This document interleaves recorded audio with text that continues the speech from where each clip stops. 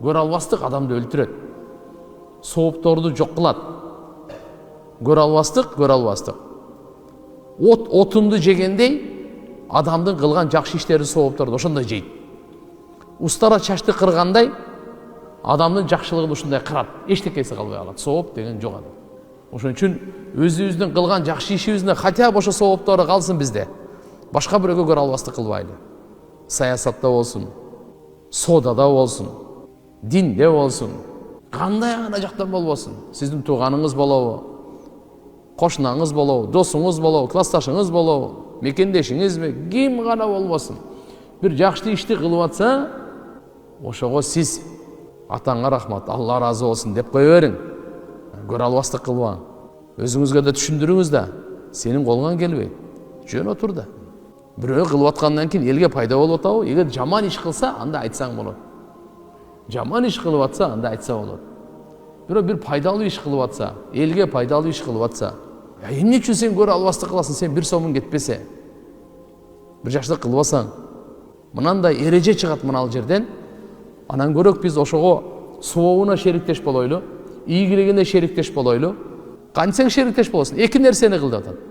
Алладан дуа кыл, ошон үчүн дуа кыл. Алла сага дагы берсин.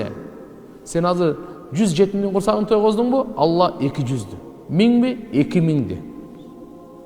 Көрө албастык кылба. Бирөөгө бир үй салып бердиби? Машалла, дуа кыл, Алла Таалам дагы ушундайда мүмкүнчүлүк берсин, сага 10 үй салып берет. Бирөөнүн жакшы ишин молодец де. Даң сага. Алла разы болсун. Атаңа рахмат деп айт.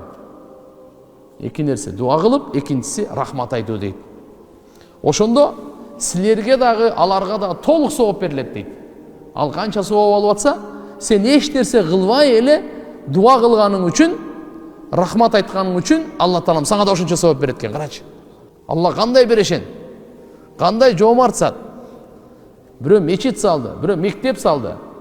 Ошону көрө албастык кылбай, ичи тардык кылбай, дуа кыл. Алла Таалам сага дагы бул бир мечит эмес, бир мектеп эмес, 10 мектеп сал, 10 мечит сал. Деген дуа кыл, Алла Таалам ошондой мүмкүнчүлүк сага берсин деп. Плюс ага рахмат айт. Алла разы болсун, азыр бүгүн эч ким андай эле акча чыгара бербейт. Акча табыш оңой эмес. Акча тапкандан кийин адалга сарпташ да оңой эмес. Бирок ошо сарптап атасың, рахмат сага депчи.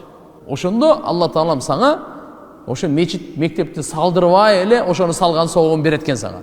Соода оңойбу? Жөн эле соопту кырсак болот экен любой жерде.